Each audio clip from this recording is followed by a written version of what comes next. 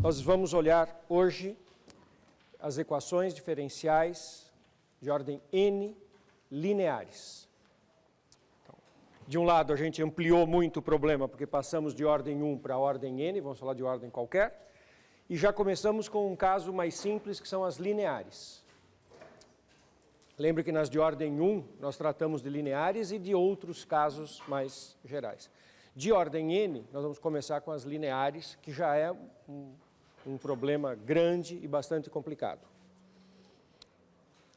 Então, uma linear de ordem n está escrito aqui com um asterisco, é uma fórmula genérica. Você tem a derivada de ordem n da função, até a derivada de ordem 1 até a função, e uma função que só em x, que não envolve o y.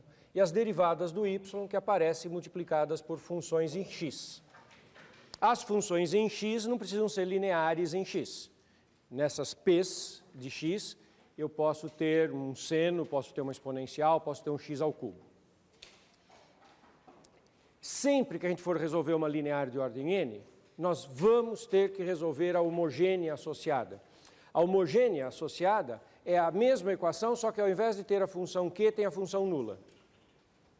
Então, uma equação em que o termo que não tem o y é zero, chama-se homogênea. A função de ordem n-1, derivada, vai até...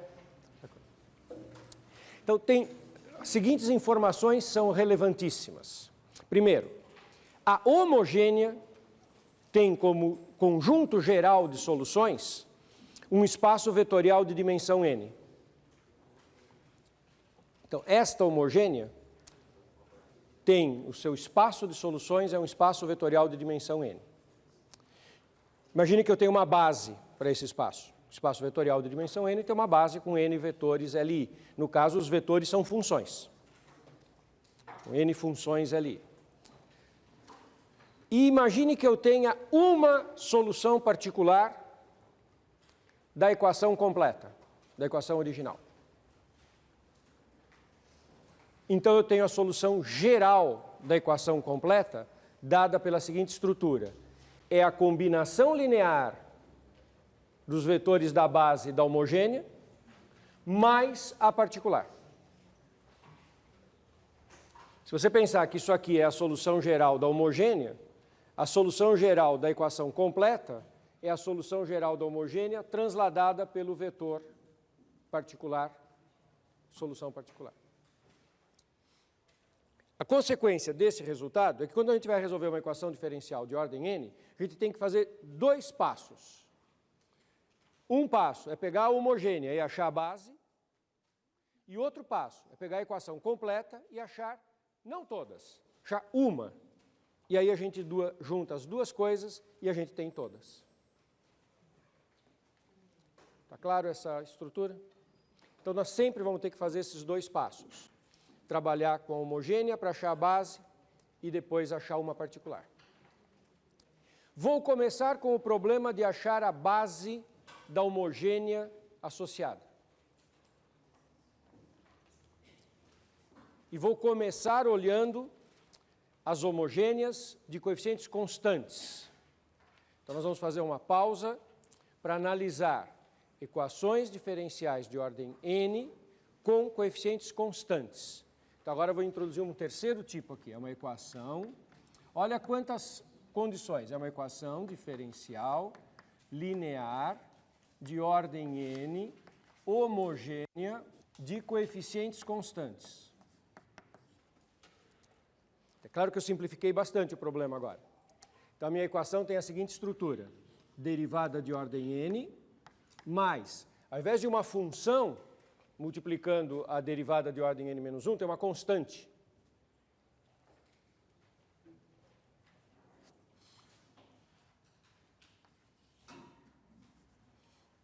Até que eu tenho uma constante a1 multiplicando a derivada da função, uma constante a 0 multiplicando a própria função e igualado a 0, porque eu estou supondo homogênea. Então, é homogênea com coeficientes constantes. Eu chamo de polinômio característico desta equação que eu vou chamar de 3 asteriscos.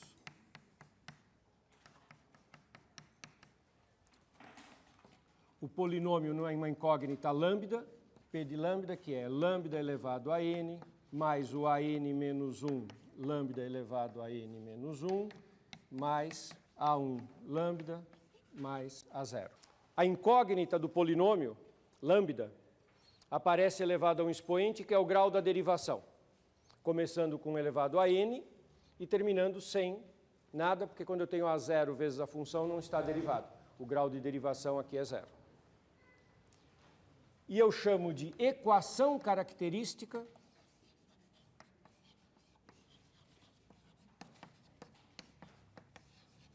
o polinômio igualado a 0. A equação característica é uma equação algébrica. Lambda elevado a n menos 1, lambda elevado a n menos 1, mais A1 lambda mais A0 igualado a 0. Então, isso é uma equação algébrica na incógnita lambda.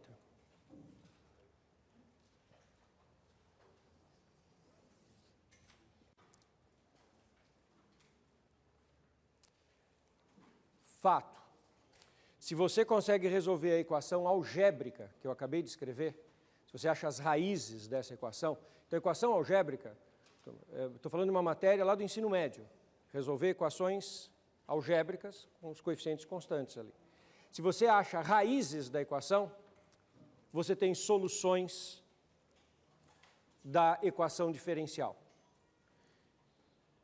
Várias coisas podem ocorrer quando você resolve uma equação algébrica. Você pode ter raízes reais ou raízes complexas. E você pode ter raízes simples ou raízes com multiplicidade. O fato básico é que se um certo número é raiz da equação algébrica, E elevado àquele número x é solução da equação diferencial. Este é o fato mais básico de todos. Se você tem uma raiz da equação algébrica, exponencial da raiz vezes x é solução da equação diferencial. Esse é o fato mais básico de todos. O que acontece quando tem multiplicidade? O que acontece quando é raiz complexa? É tudo derivado desse mesmo fato básico, que as exponenciais das raízes vezes x são soluções da equação diferencial. Vou dar o primeiro enunciado. Eu poderia fazer um primeiro enunciado só para vocês concretizarem, mas depois eu já vou pôr o enunciado geral aqui, tá? Mas o primeiro dos nossos teoremas diria o seguinte, nem sei se vale muito a pena, essa frase é só para concretizar o que eu estou falando, depois eu até vou apagá-la.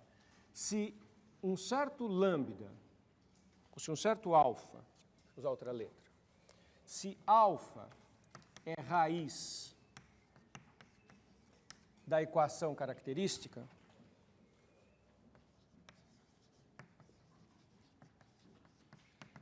então a seguinte função, e elevado a alfa x, é solução de 3 asteriscos. Esse é o fato fundamental. Eu já vou passar isso a limpo com mais detalhes, tá? Mas o que eu queria, então, preliminarmente, para ver se está bem claro qual é a ideia,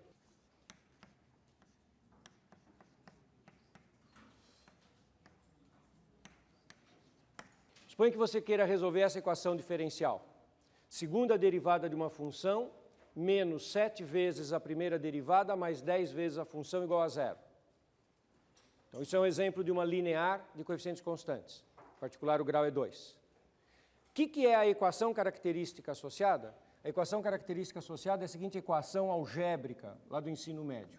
Lambda ao quadrado menos 7 lambda mais 10 igual a 0. Aqui não tem incógnita, porque é a própria função. A expoente da incógnita é o grau de derivação. Como aqui não está derivado, é 0. Então, o problema é resolver essa equação algébrica. Essa é uma equação algébrica simples de resolver. E quando você resolve, você descobre que lambda tem dois possíveis valores. Lambda igual a 2 ou lambda igual a 5. Só resolver pelos métodos usuais. Soma e produto, a fórmula resolutiva da equação, aquela que tem o delta.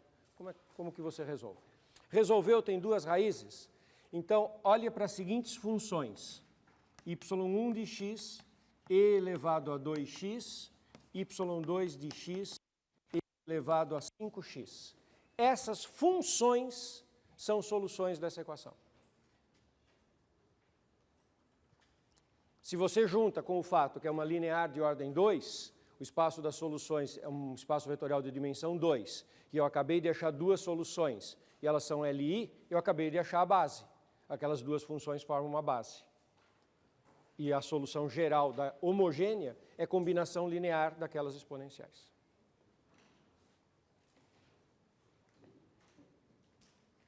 Vocês entenderam qual é o fato que eu estou citando? Eu escrevi aquele exemplo simples só para deixar bem concreto. Deixa eu explicar em cima daquele exemplo por que esse resultado é verdadeiro. Por que aquelas funções satisfazem isso? Por que a exponencial que aparece aqui? Olha aqui ainda nesse rascunho o que está acontecendo tudo. Imagina uma função do tipo y igual a alfa e elevado a alfa x. Quem é a derivada?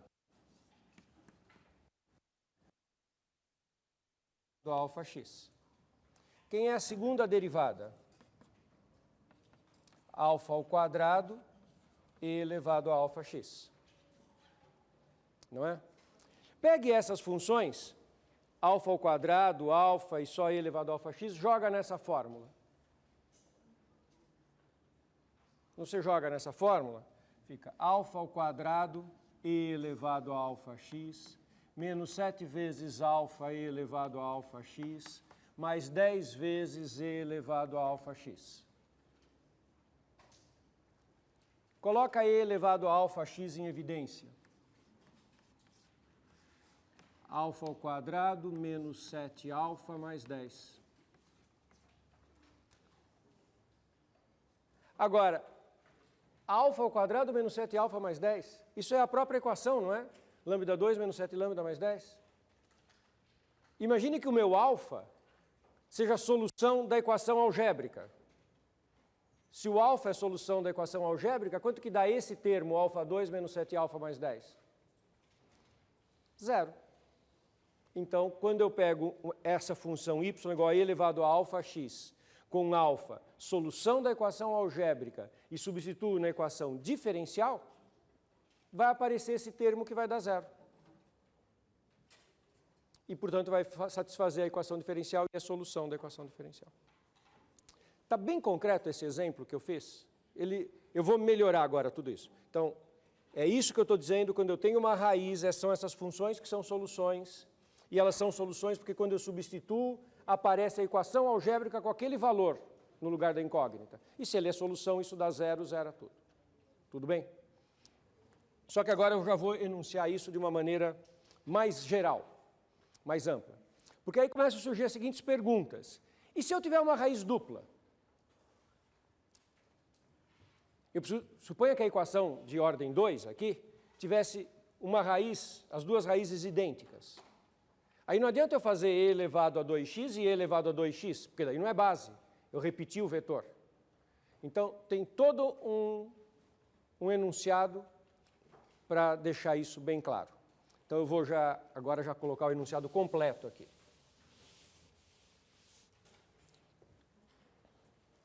Parte 1 do meu enunciado. Se alfa é raiz da equação característica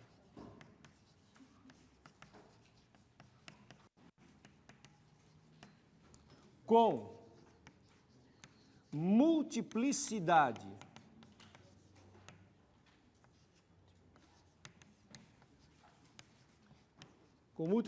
K, então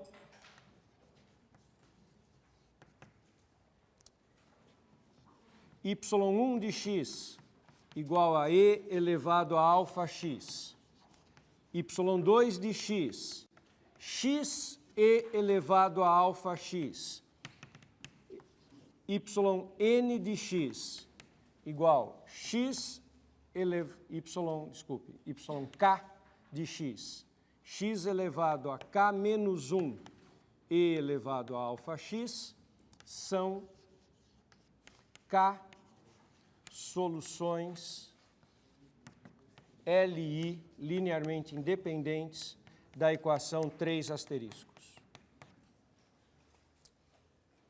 Então, quando você tem uma diferencial de coeficientes constantes, homogênea, você resolve a equação característica, acha soluções com multiplicidade. Eu ainda esqueci de escrever uma coisa. Alfa é raiz real, porque para raiz complexa é diferente. Você resolve a equação característica, acha uma raiz real de multiplicidade x, multiplicidade k. Você obtém k soluções ali.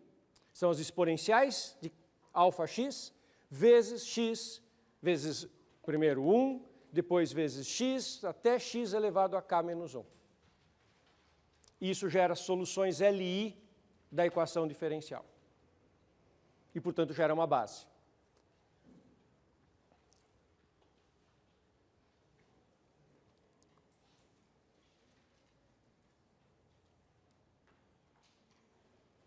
Entenderam o exemplo real? O exemplo complexo é igual, só que é um pouco estranho.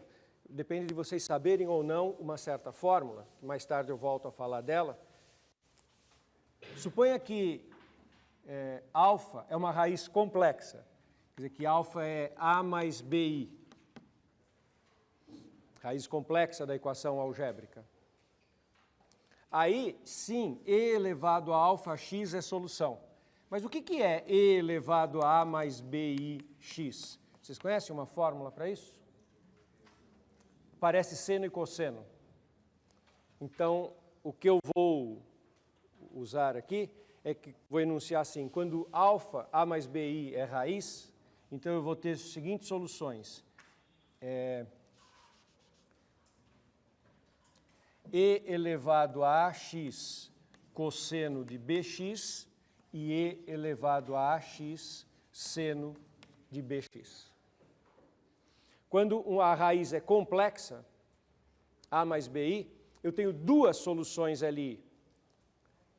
Uma que é E elevado a AX cosseno de BX e a outra é E elevado a AX seno de BX. São duas soluções LI da equação original. E por que uma raiz complexa fornece duas soluções LI? Porque uma raiz complexa, na verdade, fornece duas raízes. Quando você tem uma raiz complexa de uma equação algébrica, você, na verdade, tem duas. Ela e a conjugada. E aí elas duas fornecem duas soluções. O caso real, que significa que o B é zero, porque é uma só raiz real, então o cosseno de BX fica 1 e o seno de BX fica 0. Essa some e essa fica E elevado a x. Aí fica uma única solução, que é o E elevado a x. Recai no caso anterior. Mas então agora eu vou enunciar a parte quando as raízes são complexas. O que acontece se alfa igual a A mais BI é raiz complexa da equação característica com multiplicidade K.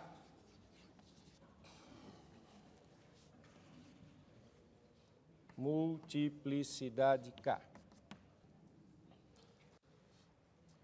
Bom, é necessário dizer que se A mais BI é raiz complexa com multiplicidade K, A mais ou menos BI também é raiz complexa com multiplicidade K, porque as raízes complexas vêm aos conjugados, aos pares de conjugadas, quando a gente resolve uma equação algébrica, então era desnecessário dizer isso. Mas quando isso ocorre, então eu tenho as seguintes funções. y1 de x igual E elevado a x, cosseno de bx.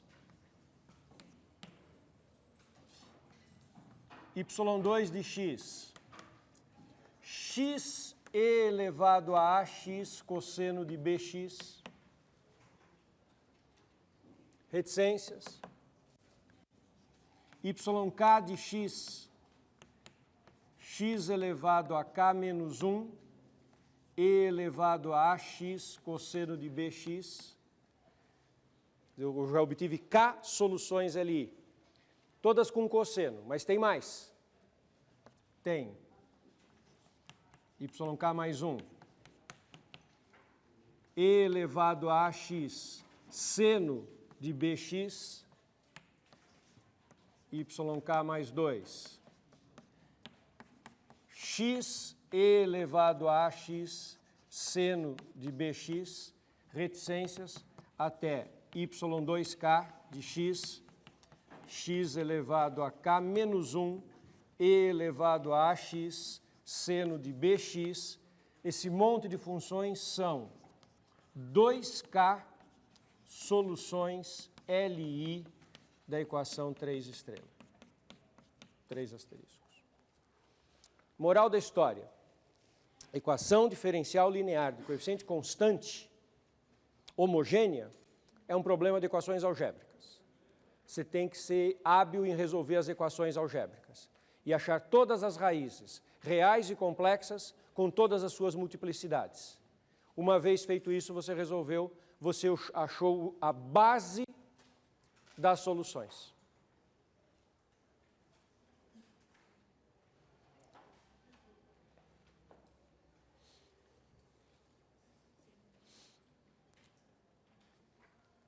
Isso fez sentido, turma? Vamos ver exemplos numéricos para ver se fez sentido mesmo? Ver todos esses casos ocorrendo em exemplos numéricos para termos certeza que nós estamos entendendo o que nós estamos falando? Primeiro exemplo.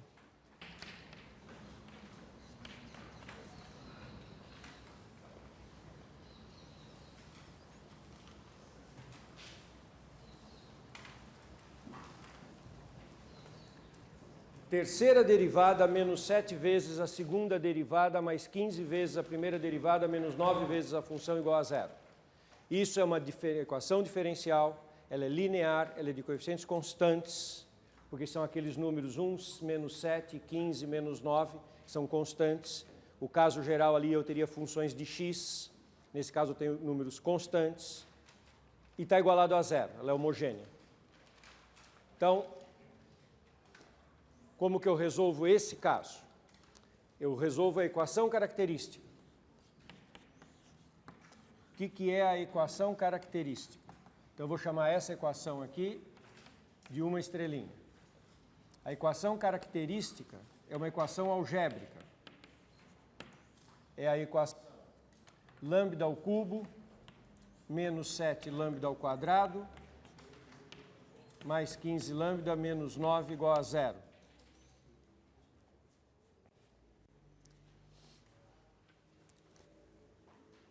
Como é que você resolve equações algébricas? Existem alguns métodos que vocês aprendem desde o ensino médio e tem métodos que vocês aprenderam na universidade. Por exemplo, esse aqui. Quando eu tenho essa situação, esse coeficiente é 1, eu tenho uma lista de candidatos de soluções que são os divisores do coeficiente independente. Então, a primeira coisa aqui, tem uma lista de candidatos a soluções inteiras. Mais e menos 1, mais e menos 3, mais e menos 9. É o primeiro conjunto de testes para fazer.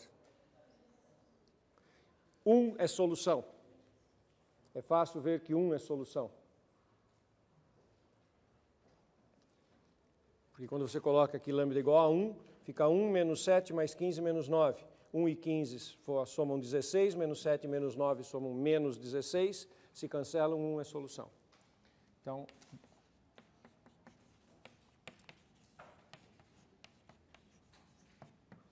lambda igual a 1 é solução. Isso é uma coisa que a gente fazia já lá no ensino médio, chamava busca de soluções inteiras, teste de soluções inteiras. Verificar se a equação tem solução inteira, ela tem que ser um divisor do termo independente, quando esse coeficiente é 1. Quando você tem uma solução, qual é a outra técnica também do ensino médio? Abaixar a ordem da equação. Você sabe que esse polinômio é divisível por lambda menos 1. E aí você coloca lambda menos 1 em evidência e vê qual é o polinômio de grau 2 que sobra. Tem uma série de algoritmos para fazer isso, que são estudados no ensino médio. Tem um algoritmo que é o algoritmo de Briot-Ruffini, que é muito estudado na matemática do ensino médio. Você coloca os coeficientes aqui, 1, menos 7, 15, menos 9, coloca a raiz que você achou aqui, 1. Lembram desse algoritmo? Aí você começa abaixando esse primeiro coeficiente, 1. 1 vezes 1, que dá 1, soma com esse menos 7, dá menos 6. 1 vezes menos 6 dá menos 6, soma com esse 15, dá mais 9. 1 com esse 9 dá 9, com esse menos 9 dá 0. Se você não errou em nenhuma conta, tem que dar 0 aqui, que é o resto da divisão. Isso é o chamado algoritmo de Briot-Ruffini. E aí, a minha equação recai numa equação de ordem 2, que é a equação lambda ao quadrado menos 6 lambda mais 9 igual a 0. Essa agora é uma equação de grau 2. Vocês também sabem resolver. Tudo isso é matemática de ensino médio, equações algébricas. Pode resolver com soma e produto, pode resolver por qualquer método. Tem o delta. –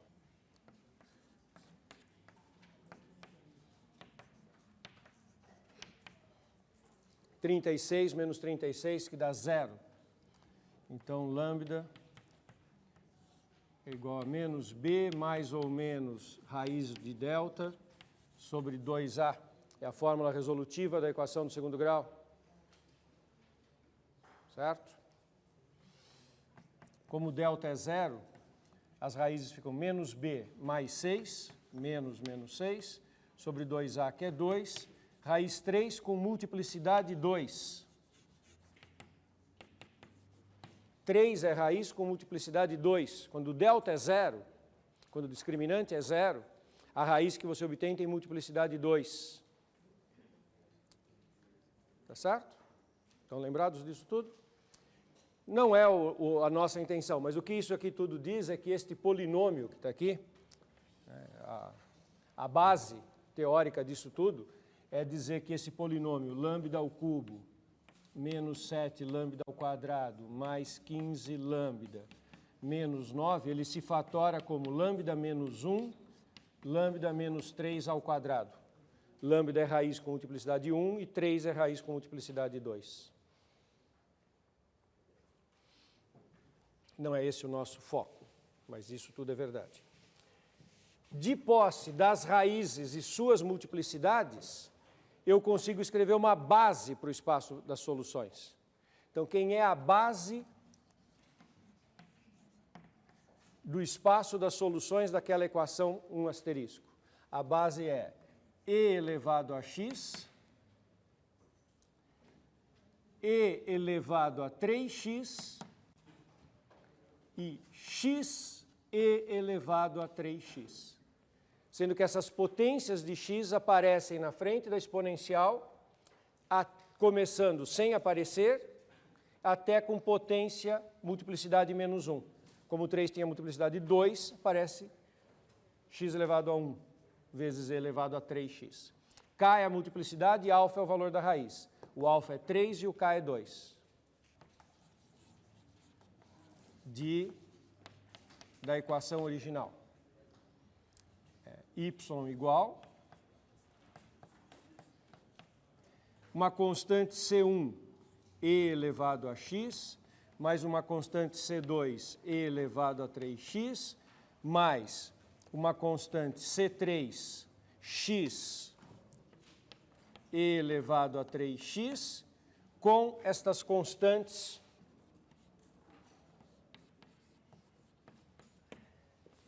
C1, C2, C3, percorrendo R livremente. Então, veja, aqui tem um mais, mudei de linha, mais.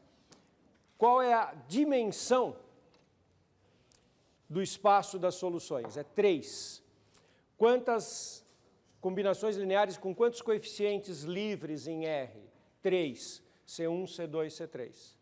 Para cada terna de coeficientes C1, C2, C3, você tem uma particular função que é a solução daquela equação diferencial. Então, só para escrever um exemplo numérico aqui, para vocês se lembrarem, o que é uma base, né? Como é que funciona a base de um espaço vetorial? Quer dizer que se eu escrever a função y de x igual 10 elevado a x menos 17x e elevado a 3x, ela é uma solução daquela equação diferencial. Como que eu obtive? Eu fiz C1 igual a 10, C2 igual a 0 e C3 igual a menos 17. E para qualquer escolha de C1, C2, C3, você vai ter vetores que fazem parte desse espaço vetorial. Tem as soluções. O conjunto das soluções, quando você varia os Cs, ele é um conjunto de dimensão 3.